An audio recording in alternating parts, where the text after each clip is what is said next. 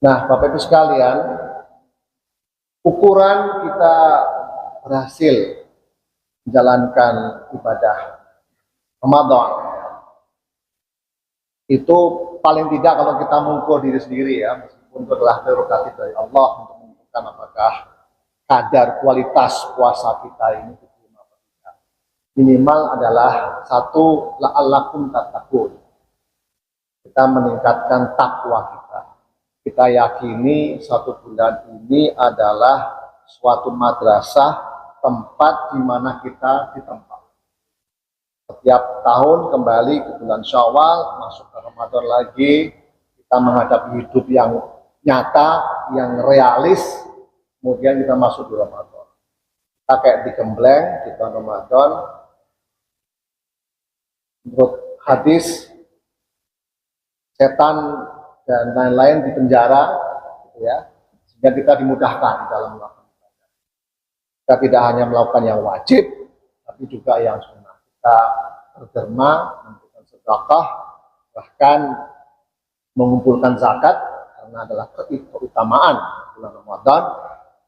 10 hari terakhir, gaspol, dimaksimalkan ibadah-ibadah kita. Alhamdulillah di Masjid Al-Kausar ini setiap hari qiyamul lail, gitu ya, Ustaz Omad ya. Alhamdulillah. Dan kita bisa memanfaatkan waktu dalam 3 hari, insya Allah yang masih ada ini, yuk kita manfaatkan untuk memanfaatkan keutamaan dan meningkatkan ketakwaan. Takwa itu tidak hanya dimensi hablum minallah, tapi juga hablum minannas.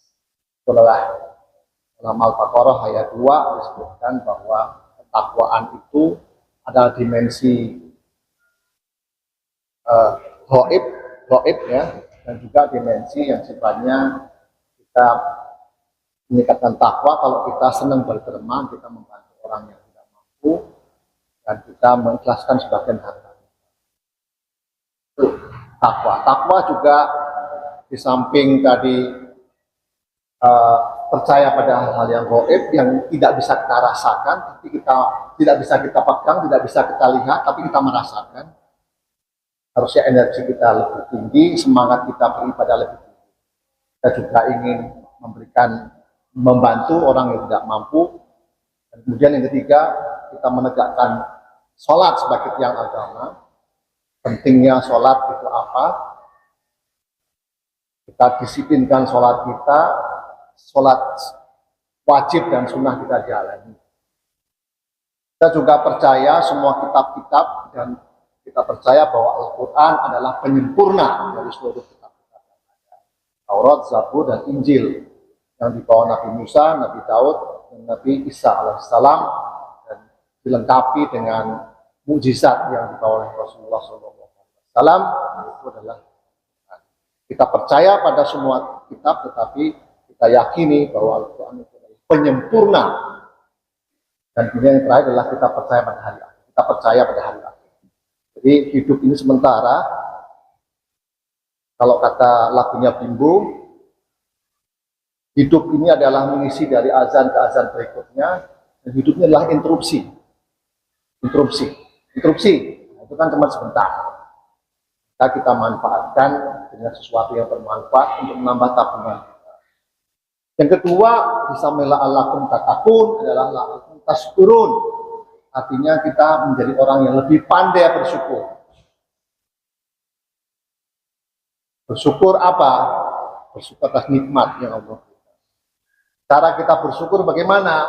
Adalah kunci keberhasilan. Kalau mau dilihat dari si kunci keberhasilan adalah bagaimana menjalankan Ramadan setelah bulan Ramadan.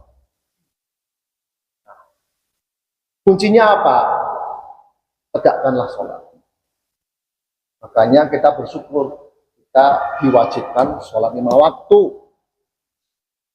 Kalau agama lain tidak ada sholat 5 waktu, udah urusan dunia terus. Yang 5 waktu aja dunianya masih banyak, apalagi tidak menjalankan sholat 5 waktu. Itu mohon kiranya kita bersama-sama. Bapak-Ibu sekalian, yang terakhir, nah di dalam survival mode tadi, kalau kita lihat sekarang ini Dunia kan semakin tidak pasti ya Bapak Ibu sekalian ya. Banjir sering, hujan tidak pasti, di musim kering hujan, di musim kering, di musim hujan dia panas. Itu adalah cara kita memandang dunia ini. Kita punya pemimpin dunia yang namanya Donald Trump, itu adalah suatu realis yang kita harus hadapi. Ya, yang dulunya negara itu bersahabat, dia cari musuh. Kanada dan Amerika yang dulunya adalah persahabat, sekarang sudah tahel Kanada. Itu adalah suatu peta geopolitik sekarang ada. Dan itu kita sebagai negara pasti terpengaruh. Amerika, gejolak di Timur Tengah masih terus saja. Kemudian pertikaian perdagangan di banyak negara. Itu membuat kita itu harus realis dan kita harus survival mode. Survival mode adalah memperkuat diri sendiri, memperkuat ketahanan keluarga, memperkuat ketahanan masjid. Maka masjid ini harus selalu dimakmurkan. Di mana-mana masjid itu tempat pertemuan. Ketika Rasulullah hijrah dari Mekah ke Yathrib, ya kan, ke Madinah, ada 3 hal yang beliau lakukan. Pertama apa? Mendamaikan dulu ya, Muhajirin dan Ansor. Damai dulu, damai. Yang berangkat bersama dengan beliau didampingi oleh Abu Bakar Siddiq, ya, datang dengan Muhajirin, pergi ketika Rasulullah itu dihujat dan dikriminalisasi oleh kafir Quraisy, ya kan? Dia pindah. Pertama kali yang dilakukan adalah mendamaikan. Yang kedua, membuka masjid. Yang ketiga, membuka pasar seng gitu. Sekarang sudah nggak ada. 3 hal. Sama juga ketika Nabi Musa hijrah dari Mesir ke Palestina. Bedanya adalah bahwa Nabi Musa tidak sampai ke Palestina. Nabi Harun sampai ke Palestina. Tapi hijrah dalam arti fisik dan dalam arti spiritual.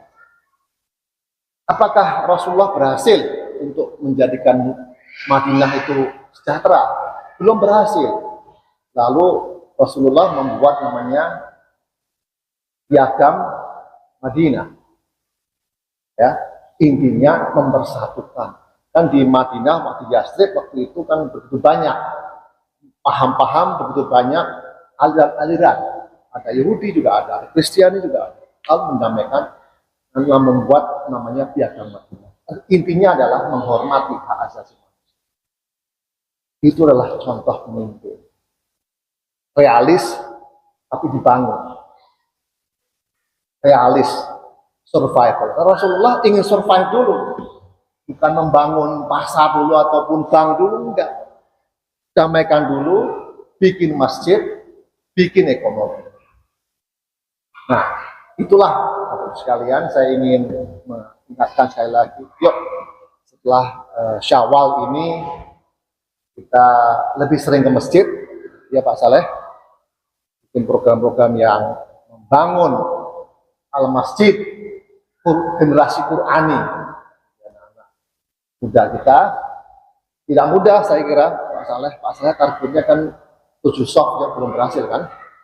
Sudah. Tapi kan terus kita upayakan untuk itu ya. Baik, terima kasih Bapak Ibu sekalian. Mudah-mudahan di dalam 3 hari menuju Syawal ini kita maksimalkan bacaan kita maksimalkan sholat kita. Insya Allah kita masih ada 2 hari iktikaf kita dan dilanjutkan nanti insya Allah dengan sholat. Terima kasih. Mohon maaf lahir batin. Mungkin di dalam saya dan mungkin juga teman-teman kita semuanya ingin menuju kemenangan, tapi sekaligus kita risau. Aduh, kok saya nggak bisa maksimal di bulan Ramadan ini. Kita terus maksimalkan, masih ada waktu.